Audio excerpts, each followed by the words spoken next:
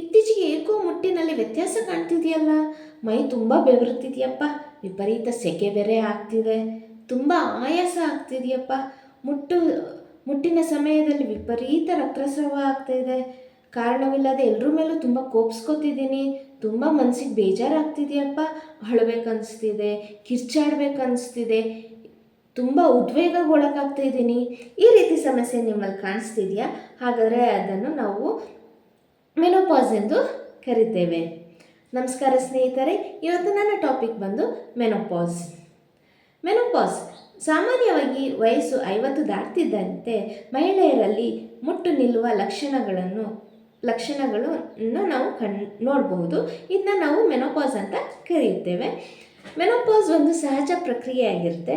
Menopause ಬಳಿಕ ಮಹಿಳೆಯರಲ್ಲಿ ಸಂತಾನೋತ್ಪತ್ತಿ ಸಾಮರ್ಥ್ಯ ಕುಂದುವುದು ಹೊರತು ಮುಟ್ಟು ನಿಂತ ಬಳಿಕ ಹೆಣ್ತನವನ್ನೇ ಮುಗಿದು ಹೋಯಿತು ಎಂದು ಭಾವಿಸುವುದು ತುಂಬ ತಪ್ಪಾಗುತ್ತೆ.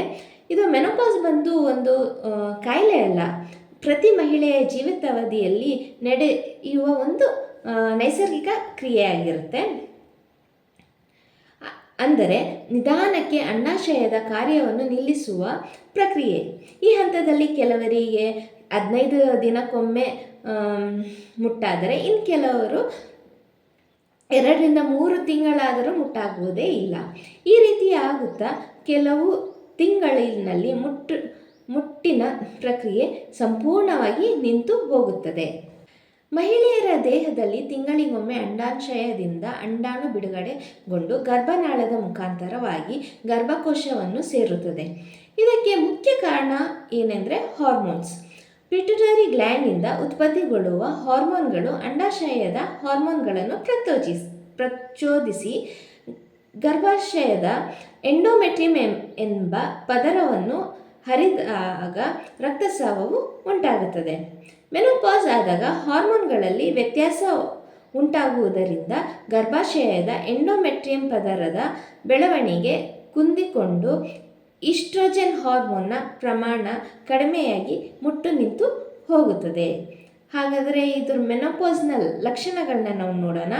ಆಗಲೇ ಹೇಳಿದ ಪ್ರಕಾರ ಆಯಾಸ, ರಾತ್ರಿ ಬೆವರುವುದು, ನಿದ್ರೆ ಬರದೇ ಇರೋದು, ನಿದ್ರೆಯಲ್ಲಿ ತೊಂದರೆ ಆಗುತ್ತೆ, ಅನಿಯಮಿತ ಅವಧಿಗಳು, ಆ್ಯಂಗ್ಸೈಟಿ, ಡ್ರೈ ಸ್ಕಿನ್, ಒಣ ಚರ್ಮ, ಕೂದಲು ತುಂಬ ತೆಳ್ಳಗಾಗೋದು, ಕೂದಲು ಡ್ರೈ ಆಗೋದು, ಕೋಪ ಬರುವುದು, ಇರಿಟೇಬಲ್ ಆಗೋದು, ವೆಜೆನಲ್ ಡ್ರೈನೆಸ್ ಆಗುವುದು, ತೂಕ ಹೆಚ್ಚಾಗುವುದು, ಮನಸ್ಥಿತಿ ಬದಲಾವಣೆ ಎಲ್ಲ ಆಗುವುದು, ಇವೆಲ್ಲ ಮೆನೋಪಾಸ್ದು ಲಕ್ಷಣವಾಗಿರುತ್ತೆ.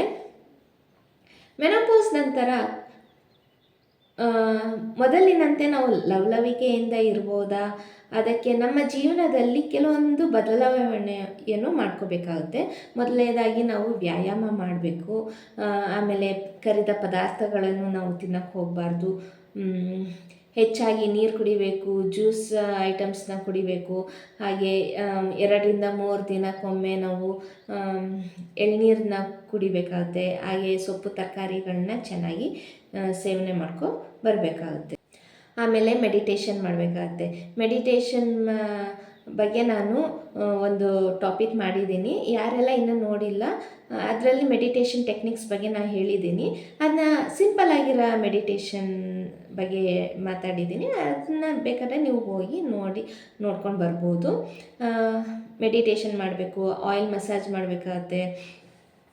ತಲೆಗೆ ಶಿರೋಧಾರ, ಇದೊಂದು ಆಯುರ್ವೇದಿಕ್ ಟೆಕ್ನಿಕ್ ಆಗಿರುತ್ತೆ. ಬೇಕಾದ್ರೆ ಅದನ್ನ ಹೋಗಿ ಮಾಡಿಸ್ಕೊಂಡ್ರೆ ತುಂಬ ತಂಪಾಗುತ್ತೆ, ಮನಸ್ಸು ತುಂಬ ಹಗುರವಾಗುತ್ತೆ.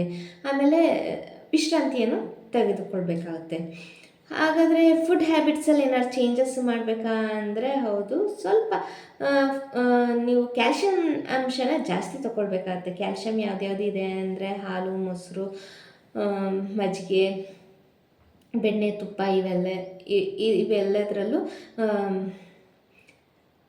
ಕ್ಯಾಲ್ಶಿಯಂ ಅಂಶ ಇದೆ. ಅದನ್ನ ನೀವು ಹೆಚ್ಚಾಗಿ ಬಳಸಿ, ಆಗ ಕ್ಯಾಲ್ಶಿಯಂ ನಮ್ಮ ದೇಹಕ್ಕೆ ಬೇಕು. ಆಮೇಲೆ ನುಗ್ಗೆ ಸೊಪ್ಪನ್ನ ಚೆನ್ನಾಗಿ ತಿನ್ನಬೇಕಾಗುತ್ತೆ.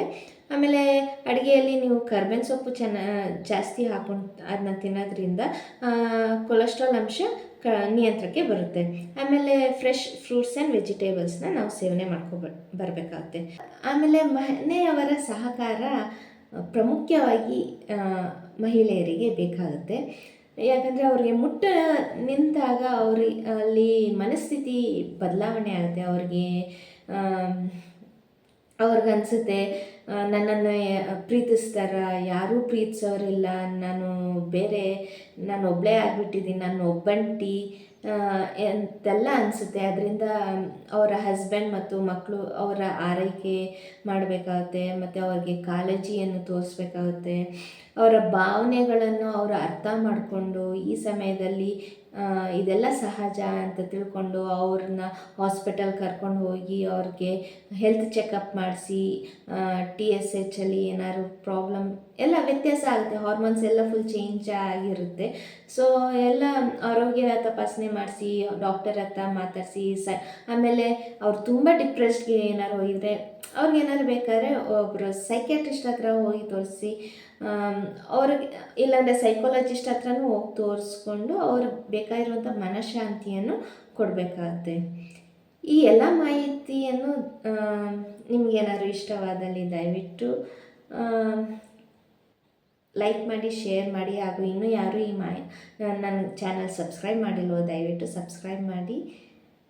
ಮುಂದಿನ ಟಾಪಿಕ್ ಒಂದಿಗೆ ಸಿಗೋಣ. ಧನ್ಯವಾದಗಳು.